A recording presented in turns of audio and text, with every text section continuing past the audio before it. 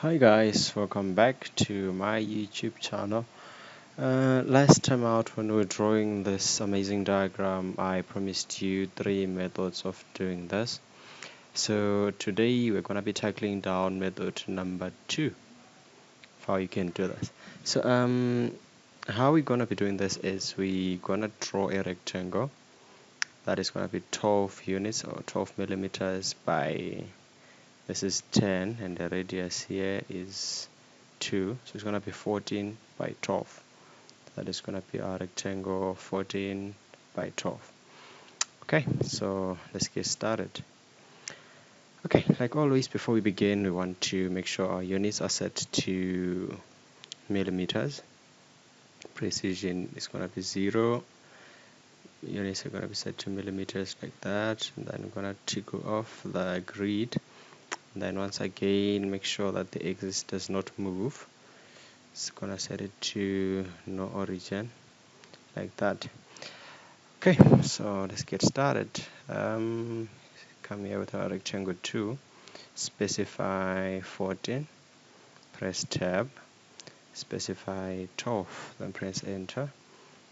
Okay, that's that. Now the next thing that you're gonna do is you see we have 2 circles. Bigger circle here, which has got a radius of 3 and a diameter of 6, and this one here, which has a diameter of 4 and a radius of 2. So let's draw the circles. So we're gonna come here to our turn radius circle. This just means the circle is gonna be a tangent to this line and this line. So turn radius, turn, and the radius, which say it is 3. Press enter. And then once again we come to that same circle, say turn, and the radius we say it is 2 here. Okay, next you want to draw this the circle inside, which is got a radius of 1.6 millimeters. So we come here to normal 1.6, and then this one is a diameter of 2, which means it is a radius of 1. Radius 1. Okay, next thing that we're gonna do now is we're gonna continue. Gonna draw this part, and that part. Okay, so let's do that. Come here to your line 2. We saw this line going up is 3 units, type 3. Going to your left is 3 units again. Going up is 4 units. And then press enter. Then in here, we notice there is a hexagon inside the circle, and it is there is no circle, but there is a hexagon there. So come here, specify number of sides is a hexagon. That's the type of polygon that we have, so we're gonna type 6. That's the number of sides it has. Then you specify the center. They'll ask you, is it an inscribed or a circumscribed circle? Inscribed means it's gonna be inside this circle. That's why we drew it, so that we inscribe it. If it's circumscribed, it means it's gonna be outside. It's gonna be about the circle.